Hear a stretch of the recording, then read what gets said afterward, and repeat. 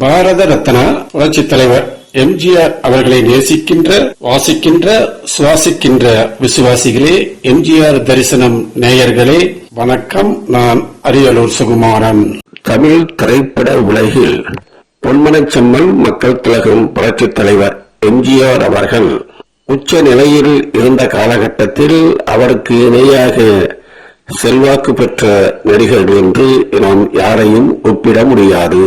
ஆனால் சமகாலத்தில் அவரது போட்டியாளராக கருதப்பட்டவர் நடிகர் திலகம் சிவாஜி கணேசன் அவர்கள். சிவாஜி கணேசன் அவர்களின் மகன் நடிகர் பிரபு அவர்கள் சிறுவயது முதல் தான் எம்ஜிஆர் ரசிகன் என்பதை பல்வேறு நிகழ்ச்சிகளில் வெளிப்படையாக கூறியிருக்கின்றார். தான் நடித்த படங்களில் எம்ஜிஆர் புகழ்பாடும் காட்சிகளிலும் பாடல் காட்சிகளிலும் அவர் நடித்திருப்பது குறிப்பிடத்தக்கது. புரட்சித் தலைவர் எம்ஜிஆர் அவர்களை ராமாவரம் தோட்டத்தில் முதலாக சந்தித்த பொழுது தனக்கு ஒரு தங்க பேனா பரிசாக வழங்கியதை நினைவு கூறும் நடிகர் பிரபு அவர்கள் பல்வேறு நிகழ்ச்சிகளில் புரட்சித் தலைவர் எம்ஜிஆர் அவர்களை பற்றி கூறிய வீடியோ தொகுப்பை எம்ஜிஆர் தரிசனம் பதிவு செய்கிறது. எனக்கு ஆக்ஷன் படம்னா ரொம்ப பிடிக்கும். அந்த வகையில பெரியப்பா மக்கள் தலைவர்களோட படங்களும் நான் நிறைய ரசிச்சு பார்ப்பேன். அப்பாவே பல முறை சொல்லியிருக்காரு, அவன் பிரபன் என்னை பாசமா கூப்பிடுவாங்க. அவன் என் படத்தை விட எங்க அண்ணன் படத்தை அதிகமா பார்ப்பாங்கன்னு அடிக்கடி சொல்லுவாங்க. அந்த சந்தர்ப்பம் சின்ன பிள்ளையில இருந்து நாங்க எல்லாமே இந்த குடும்பத்துல எல்லாமே யாராவது நாங்க பேரை சொல்லி கூப்பிட்டா அப்பா தலையில் அடிப்பாங்க. அப்பான்னு சொல்லு, இல்ல அங்கிள்னு கூப்பிடு அப்படிம்பாங்க. அப்படிதான் எங்களை வளர்த்தாங்க அப்பா. அந்த வகையில பெரியப்பான்னு சொல்லி மக்கள் திலகம் அவர்கள் பெரியப்பான்னு கூப்பிடக்கூடிய ஒரு பெருமை வாய்ப்பு எனக்கு நிறைய கிடைச்சு. உணவு சுட்டு பாலிமன் பிரீமியர் ஷோ நடக்குது. அப்பாவுக்கு இன்விடேஷன் வந்திருக்கு. அப்பா போகல, இவன் அனுப்பிச்சு விடுறான், இவன் தான் அப்பா அண்ணனோட ரொம்ப பெரிய ஃபேன் ஆச்சுன்னு சொல்லி அனுப்புறாங்க. தேவி பேரடைஸ்ல போய் உட்கார்ந்து இல்ல அங்க ஃபேன்ஸ் எல்லாம் யாரும் அவரு சிவாஜி சார் பையன் வந்திருக்காங்கிற மாதிரி ஒரு இது பரபரப்பு, யாரும் தெரியாம உட்கார்ந்துருந்தாங்க. நான் அப்படியே சுத்தி பார்த்துட்டு பின்னாடி ஒரு சத்தம் பார்த்தா பெரியப்பா எம்ஜிஆர் வந்திருக்கேன். நான் இங்கிருந்து அப்படியே பாக்குறேன், ஆஹா இங்க வந்தாருதான் நல்லா இருக்குமே அப்படின்னு நான் பாக்குறேன். யாரோ ஏதோ காதல சொன்னாங்க. இப்படி பார்த்தா அப்படி இப்படி சுத்தி பார்த்தார், என்ன பார்த்தா நேரம் அப்படியே வந்தார். ஐயோ இங்க வராது போல் இருக்கே. அது நேரம் வந்தாரு, என்னை கட்டி பிடிச்சாரு. ஏய் பிரபு எப்படி இருக்க அப்படின்னு ஒரு முத்தம் கொடுத்தாரு. அவ்வளவுதான். அப்படி வாய பிறந்தவன் தான். படம் பார்த்துட்டு சொல்ற எப்படி இருக்கேன்னு சொல்றேன். அப்படி இங்க வர்ற வரைக்கும், வீட்டுக்கு வர வரைக்கும் அப்படியே வாய பிறந்துட்டு, என்னடா எங்க அண்ணன் உன்னை அசைத்தாரா அப்படின்னு. அதாவது அந்த சின்ன பிள்ளைய கூட அசரக்கூடிய ஒரு அருமையான ஒரு விஷயம் அவர் மனசுல பட்டுச்சுங்கிறது. அவர் வெளிப்படையா எல்லாருக்கிட்டையும் பெரியவங்களா இருக்கட்டும் சின்ன பிள்ளைகளா இருக்கட்டும் அப்படி பார்த்தோடனே அவர் மேல அவ்வளவு பிரியம் வரக்கூடிய அளவுக்கு இருந்தவர். நான் நடிகர் ஆனதுக்கு அப்புறம் அவர் வீட்டுக்கு போனேன். முதலமைச்சர் வந்தாரு மக்கள் திலகம் அவர்கள்.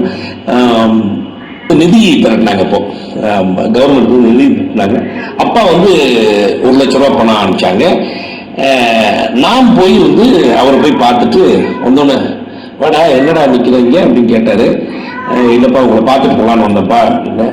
அப்படியா சார் உட்காரு, என்ன சாப்பிடுற? காஃபி டீ எல்லாம் சாப்பிடக்கூடாது, ஓவல் போன்வீட்டா சாப்பிடணும், ஹெல்த்தியான விஷயங்கள் தான் சாப்பிடணும் அப்படின்னு. அப்புறம் நிறைய ஸ்டண்ட் எல்லாம் பண்றியாம, ரொம்ப ரிஸ்க் எடுக்காது. ஸ்டுடியோவில் உள்ளவங்க கிளாப் பண்றது முக்கியம் இல்லை, ஆடியன்ஸ் கிளாப் பண்ணும். ஆக ஜாக்கிரதையா ஸ்டண்ட் எல்லாம் ஜாக்கிரதையா பண்ணணும்னு ஒரு பெரிய பாடம் மாதிரி சொல்லிவிட்டாரு. சொல்லிட்டு அதுக்கப்புறம் அப்பா கொடுத்த 1 லட்ச ரூபா ஓலைங்க என்னங்க அப்படின்னு. அப்புறம் என்னோட சிறிய 10,000 ரூபாய் ஓலைங்கன்னு சொல்லணும். காதை முடிச்சு இழுத்து, இது நீ சம்பாதிச்சு விடுங்க, 1 ரூபா இருந்தாலும் அது பெரிய விஷயம். அதுக்கப்புறம் திடீர்னு ஏய் இங்க வாங்க அப்படின்னு. என்னப்பா அப்படின்னு. ராமாவரம் தோட்டத்துக்கு நீ வரது தானே ஃபர்ஸ்ட் டைம் அப்படின்னு கேட்டார். ஆமா இதான் ஃபர்ஸ்ட் டைம். உடனே அப்படின்னாரு. போன் பண்ணாரு, பொட்டி எடுத்துக்கலாம் அப்படின்னாரு. பொட்டி எடுத்துக்கணும். பொட்டி ஓப்பன் பண்ணி அங்கே சின்ன ஒரு கோல்டு பேனா, தங்க பேனா எடுத்து என்கிட்ட கொடுத்தாரு. என்னப்பா இது வச்சுக்க அப்படின்னு. அது இன்னைக்கு வச்சிருக்கேன். என் ஒய்ஃப் புனிதா BA எழுதி பாஸ் ஆனது அந்த பேனாவை தான். அப்படி ஒரு லக்கி பேனா. அதே மாதிரி அப்பா கூட ஒரு டைம் கேலிக்கட்ல இருந்து நான் டிராவல் பண்ணிட்டு வரும்போது, இந்த அண்ணன் பாட்டு ரொம்ப நல்லா இருக்குன்னு போட சொன்னாங்க. இந்த பாட்டை போட்டோன்னு அப்பா ஒரு 56 முறை கேட்டிருக்காரு. எனக்கு ஞாபகம் இருக்கு, அப்பெல்லாம் வந்து செல்போன் இல்லை. ஒரு போன் வந்துச்சு, நான் எடுத்தேன், வீட்டில் இருக்கிற லேண்ட்லைனை எடுத்தேன்.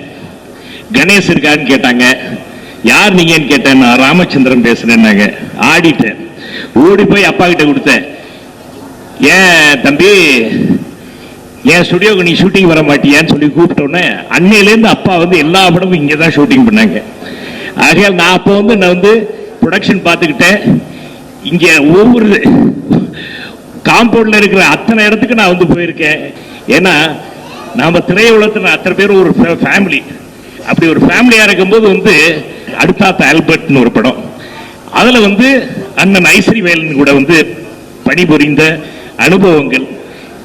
மிகவும் வந்து அண்ணன் வந்து பேசுவார், தம்பி நாங்கெல்லாம் எம்ஜிஆர் கேம்ப், நீங்க சிவாஜி கேம்ப் கேட்டு பேசுவீங்களான்னு. நான் சொன்னேன், அண்ணே வெளியே அப்படி வேணா நினைக்கலாம், ஆனா அவங்க 2 பேரும் வந்து சகோதரனே. அப்பா வந்து ஐயா மக்கள் தலைவரத்தை வந்து அண்ணன் தான் கூப்பிடுவாங்க, அவ்வளவு பிரியமா இருப்பாங்க அப்படின்னு சொல்லிட்டு அன்னையில இருந்து நாங்க டிராவல் பண்ணது ரொம்ப பிரியமா பழகுவாரு. ஏவிஎம் ஸ்டுடியோனா நாங்களாம் உடனே அங்கே ஓடுவோம். உள்ள போவோம், அப்பாவோட போய் கொஞ்சம் நேரம் இருப்போம். அப்பா கூட வந்து பாட்டு கிட்ட சீனா இல்லை வந்து ஃபைட்டு சீனா கொஞ்சம் நேரம் பார்ப்போம். கொஞ்சம் அழகாட்சி சீனா எல்லாரும் கொஞ்சம் நெளிய ஆரம்பிச்சிருவோம். எல்லாம் சின்ன பசங்க. இப்போ என்னடா எல்லாம் நெளியுறீங்க அப்படின்னு. அப்போ பக்கத்து செட்ல வந்து பெரியப்பா எம்ஜிஆரோட ஷூட்டிங் இருக்காங்க, போகலாமான்னு கேட்போம். கழுது அப்பா பக்கம் இருக்கிறா, சரி ஓகே போய் உடனே வந்து அங்கே பெர்மிஷன் கேட்டு ஐயா ஐயா மக்கள் தலைவர் வந்து இருப்பாங்க, அவங்க போய் பார்ப்போம்.